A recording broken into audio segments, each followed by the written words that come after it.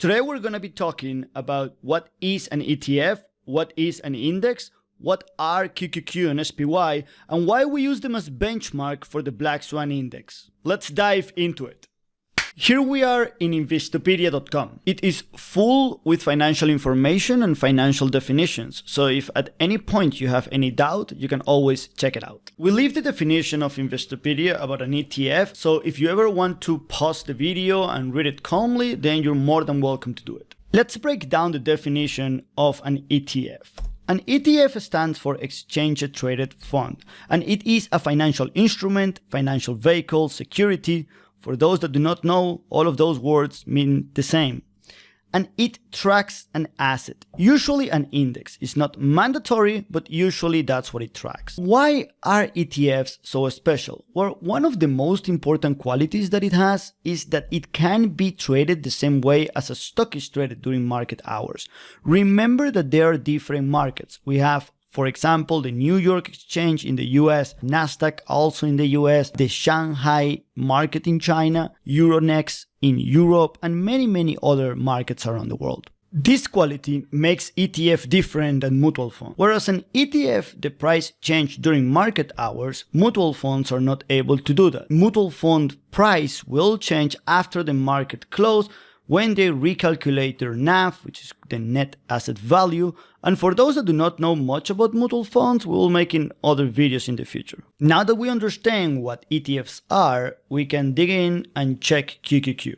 It was created by Invesco, which is one of the biggest financial companies in the world. They create ETFs, and there are other companies that do it, such as Vanguard, SPDR, and so on. But for now, we will focus on Invesco. QQQ tracks the Nasdaq 100 index, which means the biggest 100 non-financial companies of the Nasdaq exchange. Which companies are those? Well, many of those we know them. We have Amazon, Apple, American Airlines, Facebook, Kraft, Intel, Google, PayPal, Netflix, Starbucks, Tesla, and many other companies that together form the index of Nasdaq 100. Now that we know that, we can pass and see SPY ETF, which it was created by SPDR, one of the biggest companies, and it tracks the Standard & Poor's 500 index, which it is composed by the 500 leading publicly traded companies in the US by market capitalization.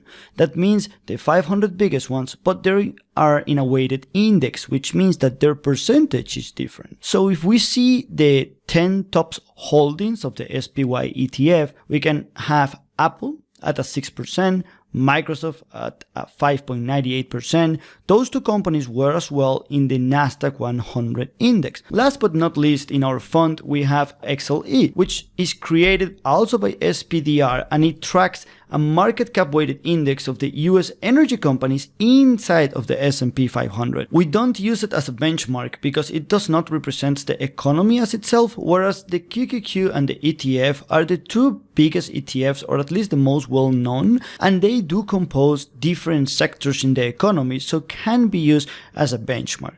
Therefore, that's why almost all of our videos start with the comparison of QQQ and SPY with our Black Swan Index. Last but not least, we have to understand how it changed the price. A normal ETF will be constituted by different companies with different percentages that at the end, the summatory of all of them will be 100% of the ETF. If those companies go up in price, then the ETF price will also go up.